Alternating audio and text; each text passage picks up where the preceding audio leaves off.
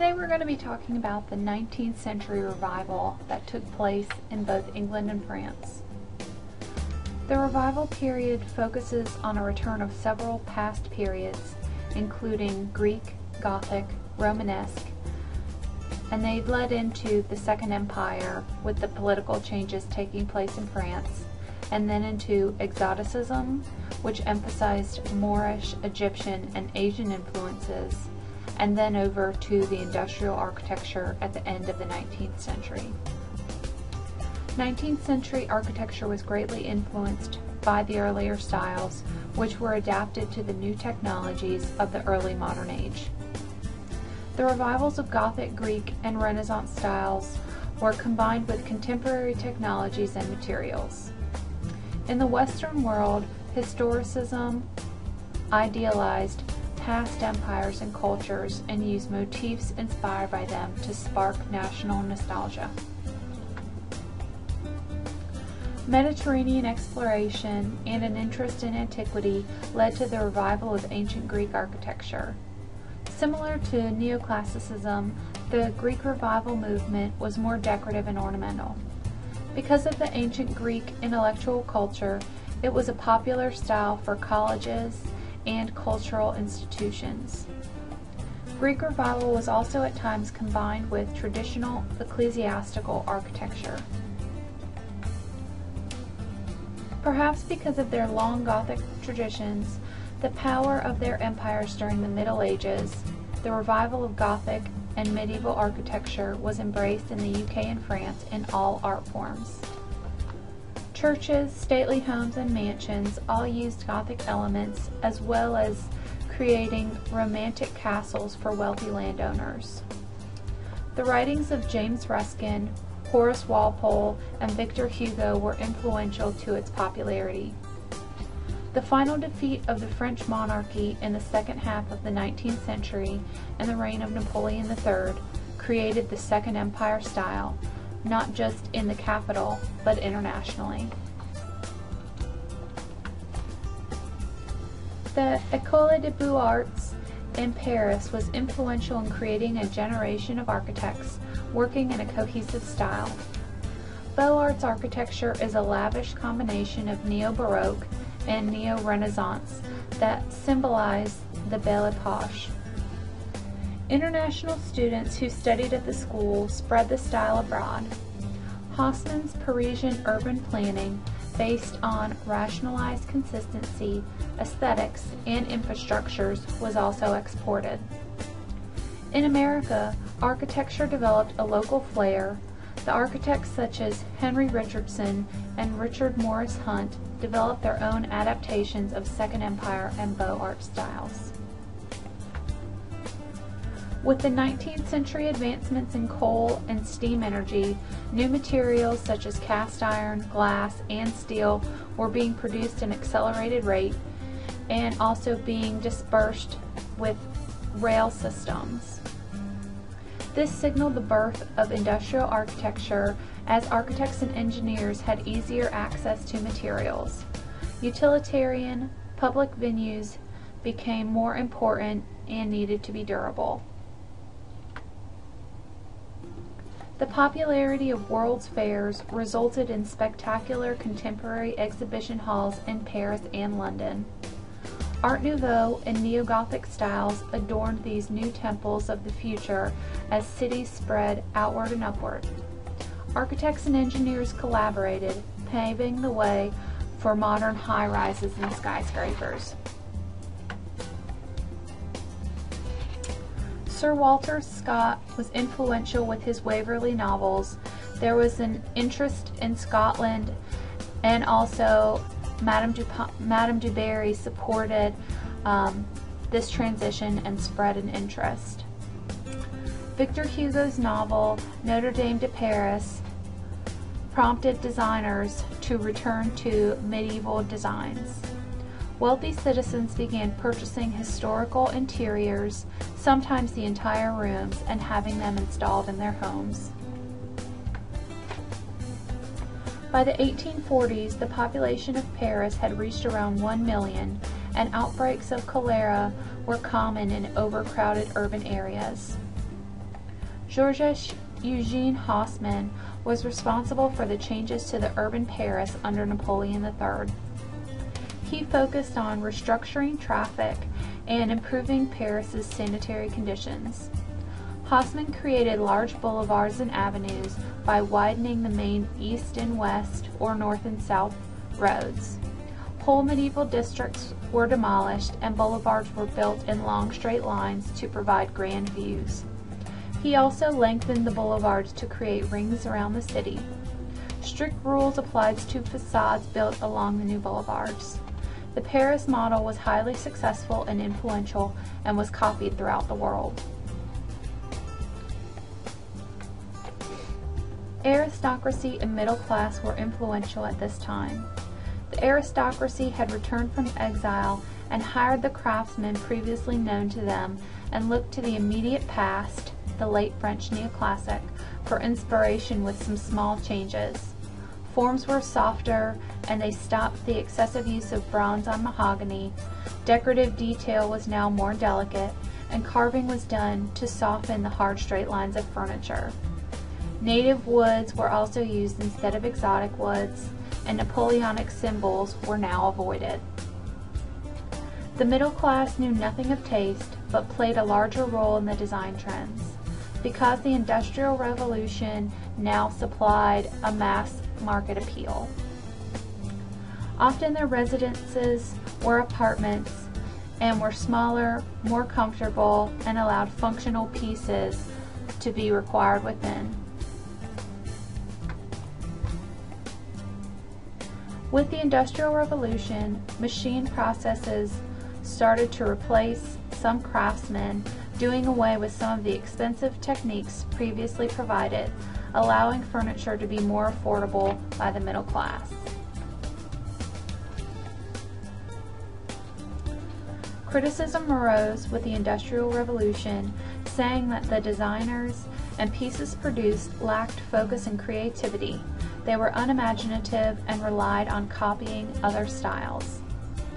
Revivalism was everywhere, and accurate details were borrowed from the 16th through 18th century, but the authenticity of the total pieces were not the main concern.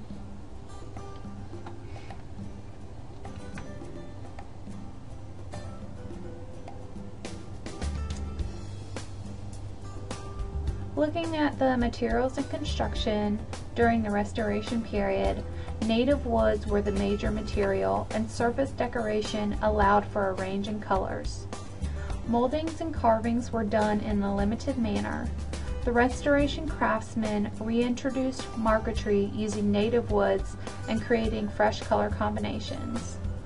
Inlay became a prominent decorative technique, and the distinction of craftsmen who worked in solid wood, also known as menuisiers, and the veneer specialists, known as ébénistes, became blurred, and craftsmen now worked in both techniques.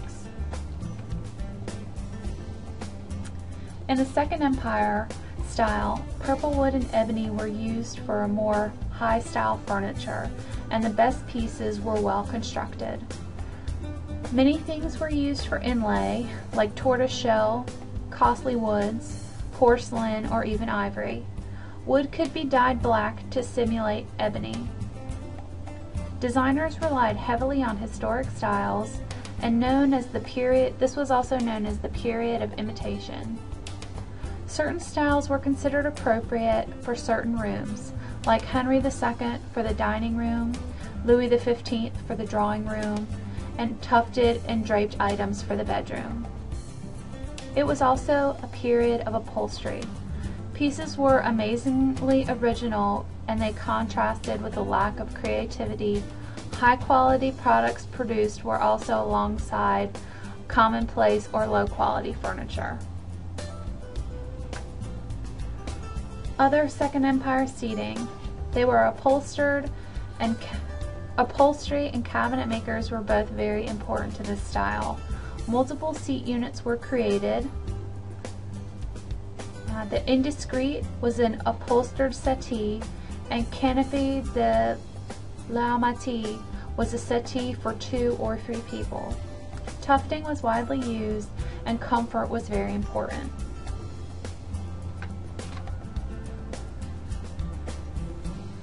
Louis XV and Rococo styles were large inspirations. Moldings and ornament were limited, so this led to craftsmen to want to carve additional motifs on the framing. From around 1840, the era of Rococo furniture in France was revived from its 100-year-old slumber. The main features of this reproductive style included the use of the cabriolet, carvings such as shell, curved surfaces, and the use of CNS scrolls. The Renaissance revival came about due to the influence of Napoleon III, the emperor who wished to have his name associated with the classical grandeur of Rome and to cement his place in history. The main attributes of the revival and the Renaissance style were carved and ornamented decoration, particularly used in bedroom and dining room furniture. Other materials seen were wood, cast iron, wrought iron, and papier-mâché. Late in the Second Empire, Louis XVI style was widely used because of his interest on Marie Antoinette. It was acceptable to see eclecticism or different styles used in one rooms. Again, certain styles were appropriate for specific rooms.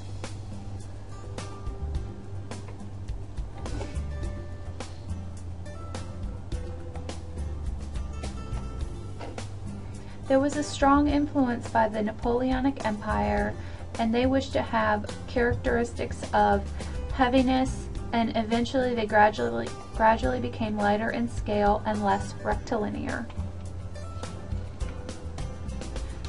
Many variations in chair backs were seen.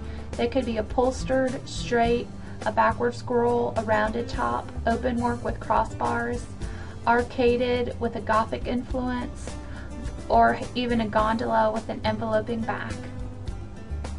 Arm supports could be seen in the form of mythological animals like chimeras or in an S form. The saber leg was often used and more splayed than in the Empire period, and casters were now more frequently incorporated. Here we can see some examples of Louis Philippe chairs. His chair shapes changed and they became rounder with soft, smoother lines, and chair arms were decorated with scroll work and front legs put into an S shape ending in a scroll up to the corner blocks. During the reign of Louis Philippe, the color, grain, and quality of wood became more of a design focus. Wood was painted black, decorated with gilt, and painted decoration, or it could have been veneered. Clear, light wood became less commonly used as darker woods were now more often seen. Mahogany was still used, while ebony and other darker woods such as beech and pear tree came into use. The meridian, or a short sofa or daybed with one arm higher than the other so a sitter could recline, was widely used. There is also an example seen on page 384. Gothic architecture, also known as the cathedral-style architecture, was often seen because of the interest in the Middle Ages.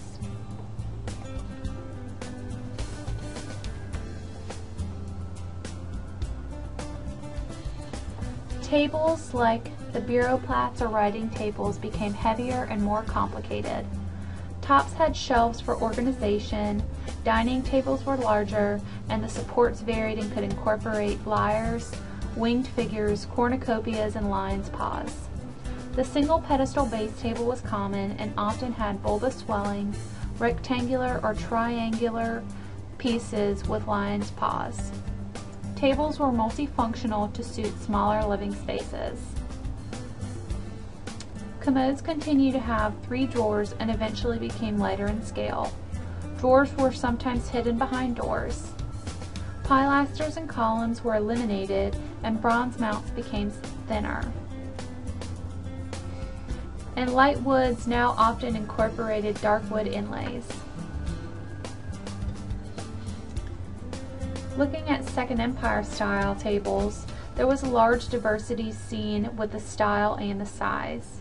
Decorative techniques included marquetry, églamisé, glass overlay of dried flowers, and mosaics. Louis XV and Louis XVI styles were seen also. New forms included a hat stand and umbrella stand. Significant to this period were pieces painted white with gold highlights.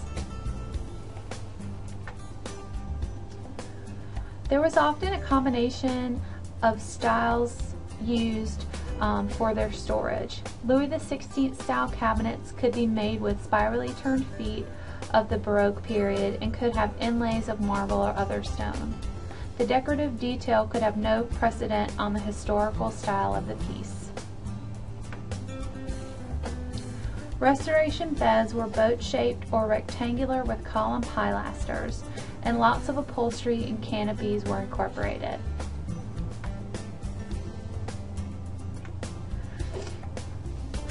Second Empire beds were based on historical style or a combination of styles.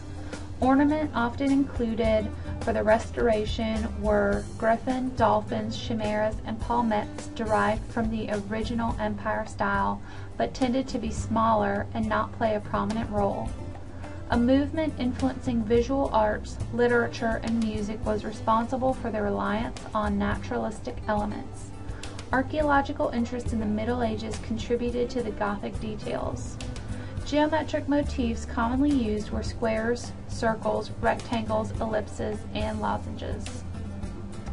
The Empire-style antique models provided most of the decorative detail. From Louis XIV style, Bouyer marquetry was copied, and the most copied style was Louis XV. Louis XVI style was sometimes produced with extreme accuracy, but often added were tufting, fringe, metal mounts, or tassels. The Gothic revival in England was not simply a revival of a method of working, but more of a revival of all things indigenous to Britain. Ruskin, Pugin, and others who backed the revival of the Gothic style were revolting against the mechanicalization of the Industrial Revolution.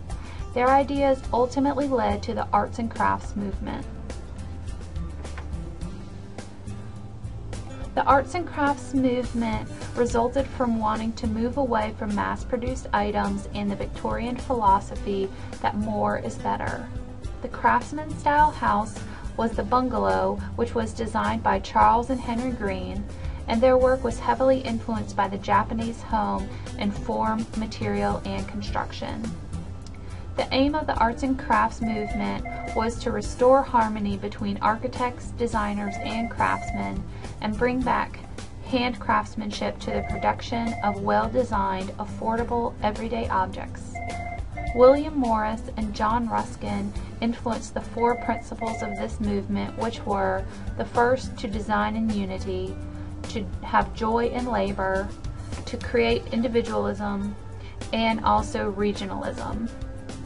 They had the belief that they could be inspired by the past, but not to imitate it. The movement flourished where designers could depend on rich clients to incorporate their style. Ceilings, floors, walls, finished furniture, textiles, and metalwork all played a part in the total design. They all worked in harmony.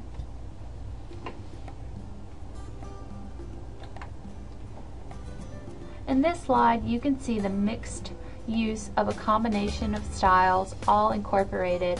This would also be called an eclectic room. And here you can see an etagere, which is also known as a whatnot.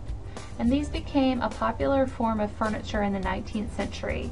The variety of shelves provided extra space for the display of a culmination of knickknacks that were typical of the English middle class decorating.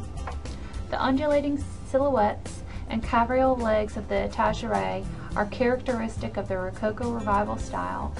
The black painted and mother-of-pearl decorated surface imitates Japanese lacquer that was mounted into French royal furniture in the 18th century. Over the next few slides, you will see other examples of revival styles.